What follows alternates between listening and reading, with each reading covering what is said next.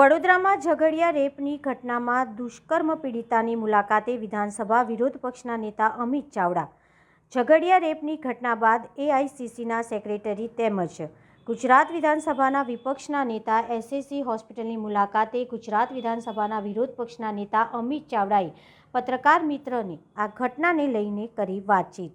આજે ખૂબ દુઃખ સાથે કહેવું પડે ને ખૂબ જ દુર્ભાગ્યપૂર્ણ ઘટના છે। 10 વર્ષની માસૂમ દીકરી પર જે રીતે બર્બરતા સાથે બળાત્કાર કરવામાં આવ્યો છે, જે રીતે એની હત્યા થઈ જાય એવી માનસિકતા સાથે ઈજા પહોંચાડવામાં આવી છે।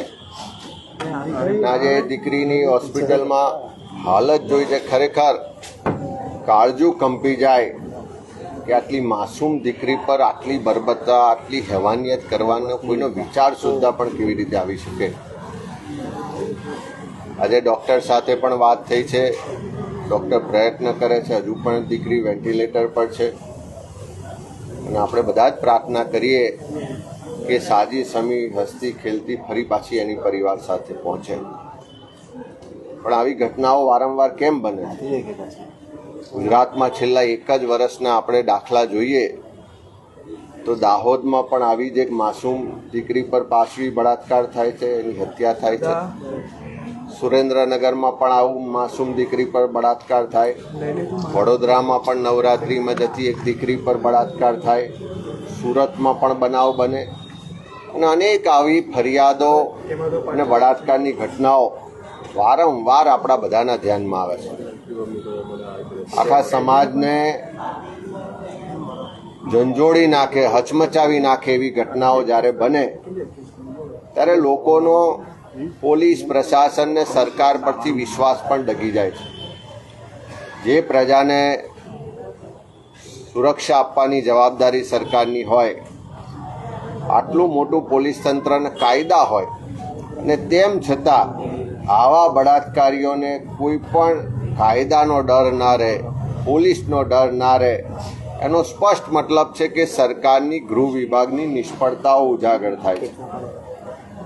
આ ઘટનાઓ કદાચ વ્યક્તિગત રીતે ગણી શકો, પણ એને જે સમાજમાં એક પછી એક આવી ઘટનાઓ બનતી જાય અને બળાત્કારીઓને કોઈ પણ જાતનો ડર ના રહે, એ જાતનું વાતાવરણ જે ગુજરાતમાં નિર્માણ થયું છે એ સ્પષ્ટ સરકારની નિષ્ફળતાઓ છે। આમાં કોઈ રાજકારણ કરવાનું ના હોય, પણ ચોક્કસ એક ગુજરાતી તરીકે ચિંતા થાય આજે કોઈ પણ પરિવારની દીકરી ઘરેથી જાય અને ગેર સલામત પાછી આવશે કે કેમ, એવી દરેક માતા પિતાને પરિવારને ચિંતા થાય એવા દિવસો છે।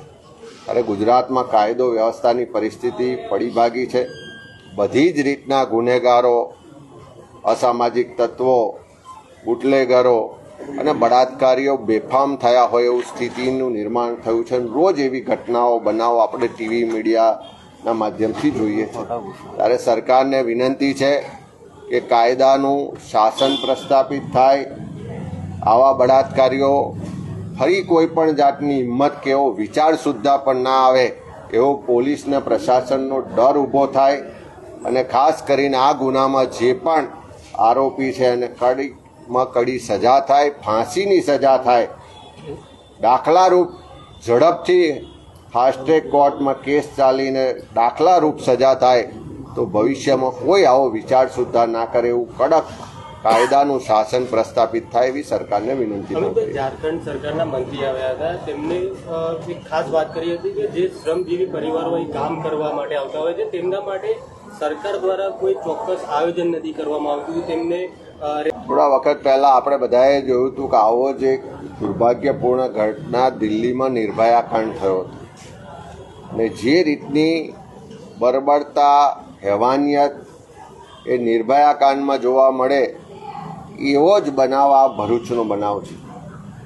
પણ પરપ્રાંતીય મજૂર પરિવાર છે, ગરીબ પરિવાર છે, મહેનત મજૂરી કરીને 2 ટંકનું ભોજન મેળવવા માટે જ્યારે સંઘર્ષ કરતા હોય ત્યારે એવા પરિવાર માટે સરકારે પણ ખાસ ચિંતા કરવી પડે અને આવા એક નહીં સેંકડો પરિવારો આજે પરપ્રાંતીય લોકો ગુજરાતમાં મહેનત મજૂરી માટે આવ્યા છે, ત્યારે એમના આરોગ્યની, એમના બાળકોના શિક્ષણની, એના રહેવાની, એની સુરક્ષાની જવાબદારી પણ રાજ્ય સરકારની છે. કોઈ પણ પ્રાંતમાંથી કોઈ પણ વ્યક્તિ આપણા રાજ્યમાં આવ્યો હોય તો એની બધી જ ચિંતા કરવાની જવાબદારી સરકારની છે. ત્યારે સુરક્ષા પ્રદાન કરવામાં તો સરકાર નિષ્ફળ રહી છે, પણ આવનારા સમયમાં આવો બનાવ કોઈ પણ બીજા પરિવાર સાથે ના બને એની પણ સરકાર ચિંતા કરે.